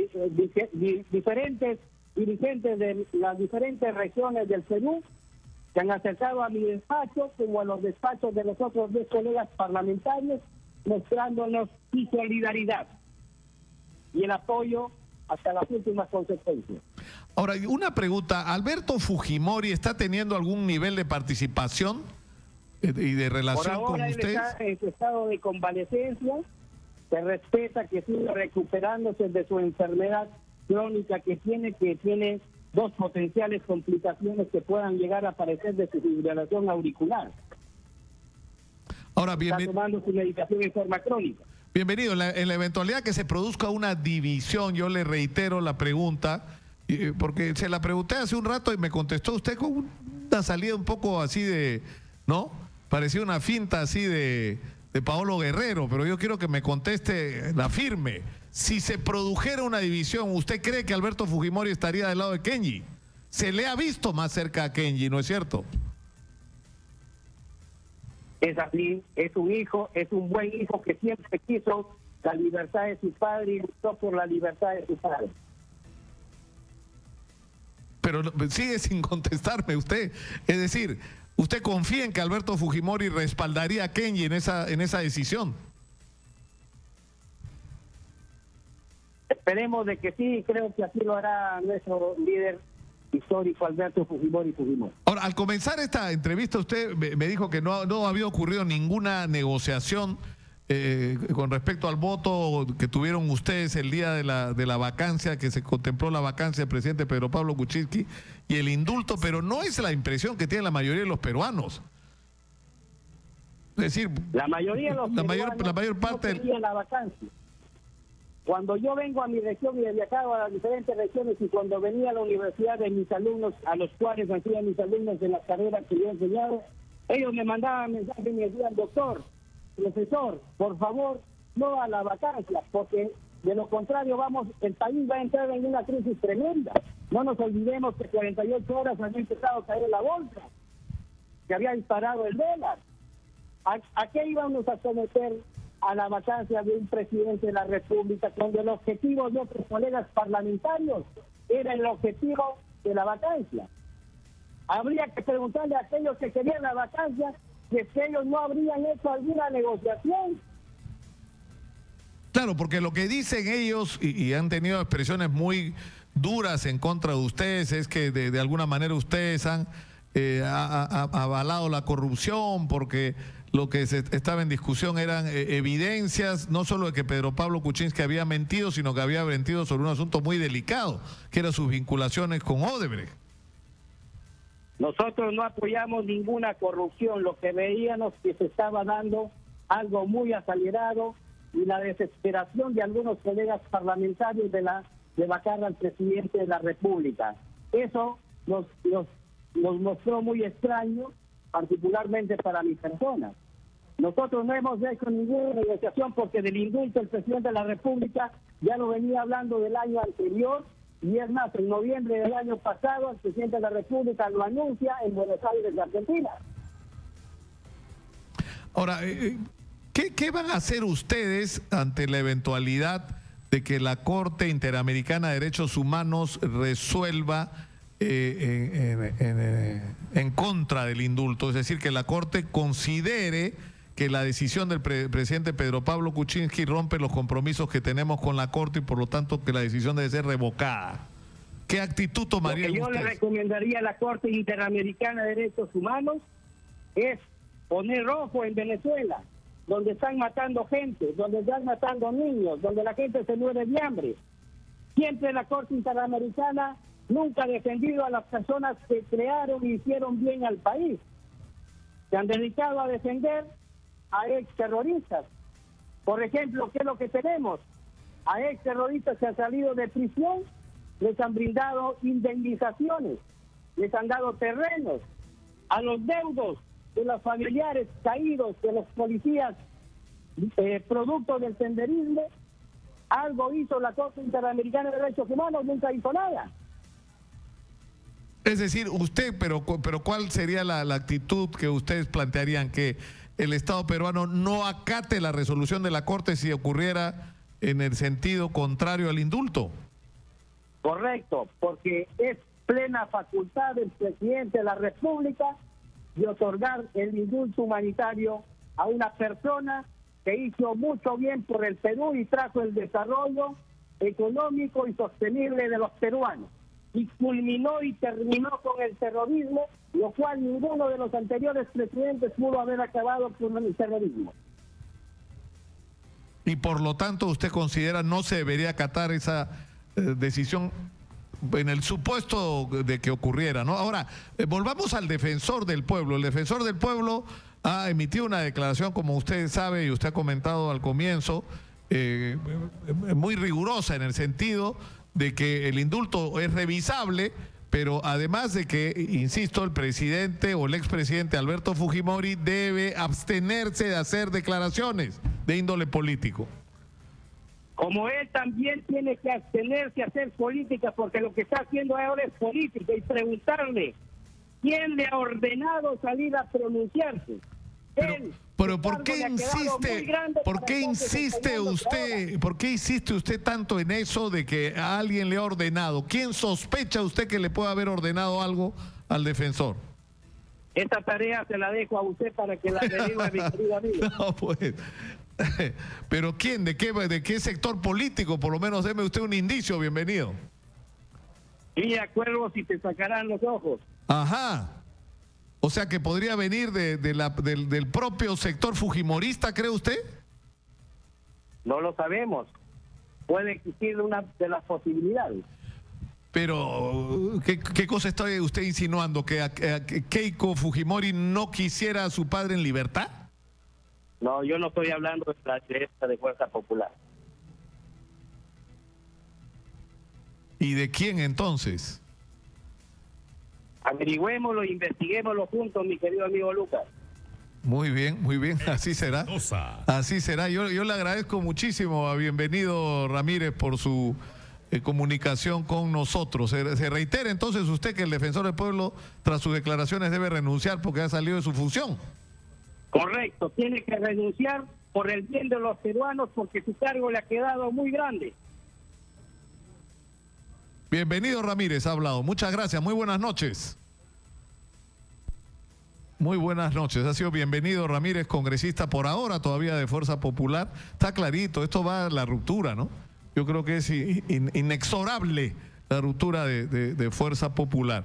Y va a haber una tremenda controversia a partir de las declaraciones, ya lo vimos, ya empezó el debate sobre lo que dijo el defensor del pueblo, ¿no? Pero vamos a escucharlo a él mismo el día de mañana. No sé si está por ahí todavía el señor Tito Alvites, director de Exitosa, ¿no? Ya voló, ¿no? Pero vamos a estar mañana en mi programa en el horario regular de 10 a 12 del mediodía. Vamos a tener al defensor del pueblo, al doctor Walter Gutiérrez, con nosotros para que nos explique él mismo el sentido de sus declaraciones.